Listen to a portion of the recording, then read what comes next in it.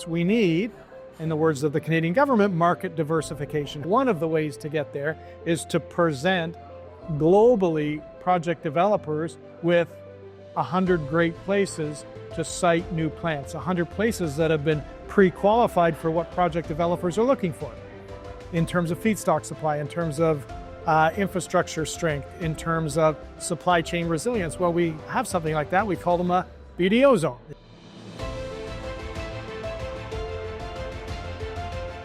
Jordan, great to see you again. Third or fourth year in a row, I believe, that I interview you here. So perhaps it's worth, as a sort of a refresher, to tell our audience what a BDO is and how it works in, let's say, under a minute. In under a minute, a Biofuel Development Opportunity Zone, or BDO zone, is a rating that's given to a region to show regional readiness for biomanufacturing. How ready is a particular region to support a new biofuel, renewable chemical, biogas, or biomanufacturing plant? Okay, so is it almost like a label? It's not actually a physical place? It's a rating. It's a rating that's given to a particular region. Once that region receives the rating, they become a designated BDO zone. So Sarnia, Ontario is a BDO zone. Renfrew County is a BDO zone. Trois-Rivières, Quebec is a BDO zone. There's 61 BDO zones around North America. Those are a few of them. I was just going to ask you how many there are. And it's interesting that you mentioned Sarnia, because Sarnia is more known as a sort of a legacy oil sort of manufacturing hub. Mm-hmm. And so it means that they don't have to be sort of new built, purpose-built areas, that you can actually sort of transform an economic region into a BDO zone. Is that correct? You can, as long as they have a biomass surplus. Okay. As long as they have willing suppliers, willing to get those biomass out of the forests or the fields or the factories and to a new plant, if a plant was there. And as long as they have sufficient infrastructures to support an operating plant. So Sarnia is a great case in point. Sarnia is right basically at the center of where we grow most of the corn in, this country, certainly in this province in particular. So when you have corn stovers. So Sarnia BDO zone presents hundreds of thousands of tons of excess corn stover, a biomass, for which they have no home. Right?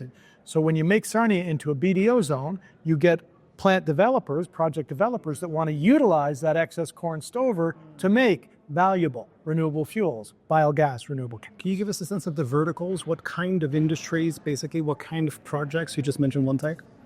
Well, there's a BDO zone in Vegreville, Alberta, in the prairies. So big wheat country, and where there's wheat straw, and Vegreville got an A rating about a year and a half ago for wheat straw surplus, and a company called Provectus Biofuels saw that rating, and Provectus, very long story short, just about 6 weeks ago announced an $845 million plant in the Vegreville BDO zone. That plant's going to create 100 to 200 ongoing jobs. It's going to create 300 to 400 jobs during the construction phase. But most importantly, it's going to support our farmers. It's going to support our local businesses there that service that. It's going to create jobs. It's going to decarbonize. It's what we want to do. The initiative's been running for just about 3 years. And so we know that in 3 years, there's been 61 BDO zones around the country. And we know, because we track the data, that every BDO zone within about 2.5 years has attracted one plant announcement. So there is one plant per 10 BDO zones. That's just in and of itself is already significant. It's incredible in terms of, it's very fast in terms of economic development. And so what we did is we took 6 of the projects that have been announced in BDO zones around North America. We utilized that Provectus plant in Vegreville, Alberta, as one of the 6 projects. And then we took that data and we gave that data to University of Tennessee. And at University of Tennessee, there's a professor there who is arguably the world's leading agroeconomist. His name is Bert English. And Bert and his team took those 6 case studies and measured direct, indirect, and induced economic output from those 6 projects. And the answer is, because you asked the question, do we know the economic impact of a plant in a BDO zone? Well, now we do. It's $420 million per plant per year. That's US dollars. Okay. So what that means, just to recap, 1 in 10 BDO zones gets a plant announcement in 2.5 years. We have the data for that. Each plant announcement is worth $420 million of economic output for a region. Just imagine what that does for a rural region anywhere. Yeah. It's transformative. And you have BDO zones all across North America, or is it global?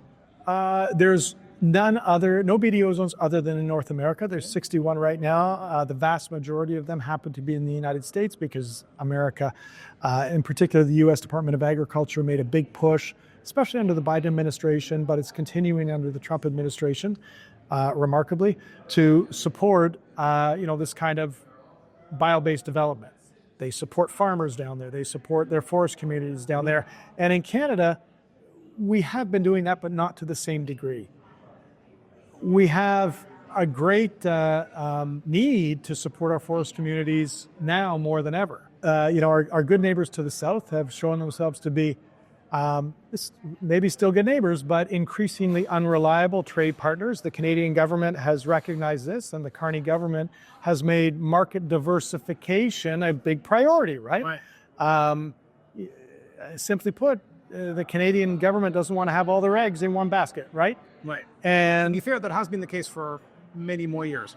It has, but it hasn't really worked. Because can we diversify away from the United States? Well, we can, but we can't continue to be sawing vertical cylinders of wood called trees into rectangles called 2x4s and shipping them to our neighbors to the south.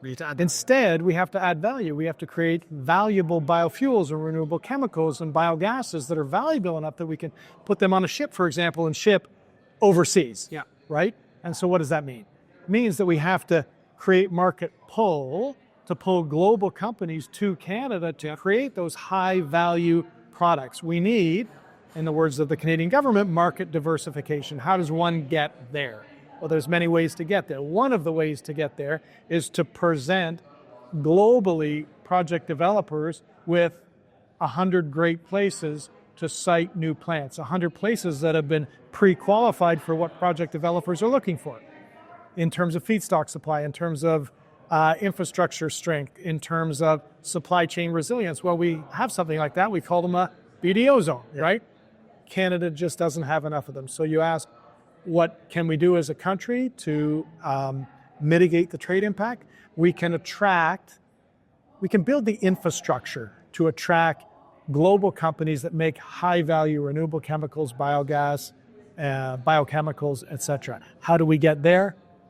We get more BDO zones. You, as an entrepreneur, as someone who's succeeded and thrived, not just in Canada, but internationally, how do you somehow correlate that to meetups like this one? Yeah, I mean, look, every industry needs connectors. They need anchors, and Jeff's a connector. Jeff's an anchor, and he's well known, he's well respected, and he did something that no one else had thought of doing, and that's bringing like-minded people together to change the world, and that's this conference. And there's been plant announcements as a result of it, and there's been new technologies as a result of this, and there's been many friendships as a result of this. And I always joke that when you look at Jeff and his lovely wife Hiwa, she's the definition of better half, but there's two great halves in that, and Jeff is certainly one of those two great halves. Amazing. Yeah. Thank you for your time, sir. Always a pleasure to chat with you.